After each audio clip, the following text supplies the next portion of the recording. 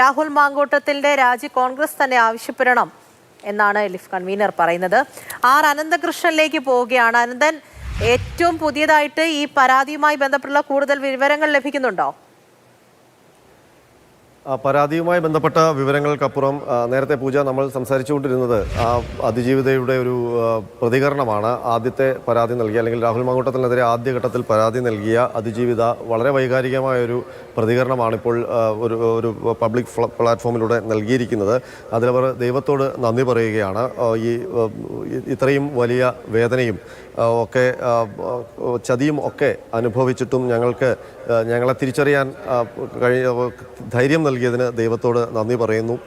ദൈവത്തോട് പറയുകയാണവർ, നീ കണ്ടതാണ് ഇരുട്ടിൻ്റെ മറവിൽ എന്താണ് നടന്നതെന്ന്. ഞങ്ങളുടെ നിശബ്ദമായ കരച്ചിലുകൾ നീ കേട്ടതാണ്.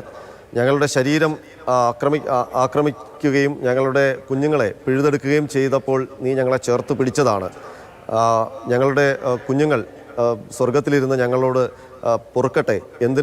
ആ പൊറുക്കുന്നത് എന്തിനെന്ന് വെച്ചാൽ തെറ്റായ ഒരാളെ അവരുടെ അച്ഛനായി തിരഞ്ഞെടുത്തതിന് എന്നുള്ളതാണ്. അവരുടെ ആത്മാവ് സ്വസ്ഥമായി സമാധാനമായി ഇരിക്കട്ടെ. അവർ എല്ലാ അക്രമങ്ങളിൽ നിന്നും മോചിതരാകട്ടെ, എല്ലാ പേടികളിൽ നിന്നും മോചിതരാകട്ടെ എന്ന് അവർ പ്രാർത്ഥിക്കുന്നു ദൈവത്തോട്. ഞങ്ങളുടെ കണ്ണീര് സ്വർഗത്തിലെത്തുകയാണെങ്കിൽ അത് ആ കുഞ്ഞുങ്ങളോട് സംസാരിക്കട്ടെ.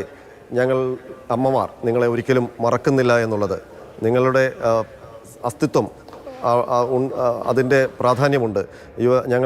നിൻ്റെ ആത്മാവ് ഞങ്ങൾക്ക് പ്രാധാന്യമുണ്ട്. അതുപോലെ തന്നെ ഞങ്ങൾ അമ്മമാർ നിന്നെ ഹൃദയത്തിൽ കൊണ്ടു നടക്കുന്നു എന്ന് പറഞ്ഞുകൊണ്ടാണ് വളരെ വൈകാരികമായ ആ പോസ്റ്റ് ഇങ്ങനെ അവസാനിക്കുന്നത്.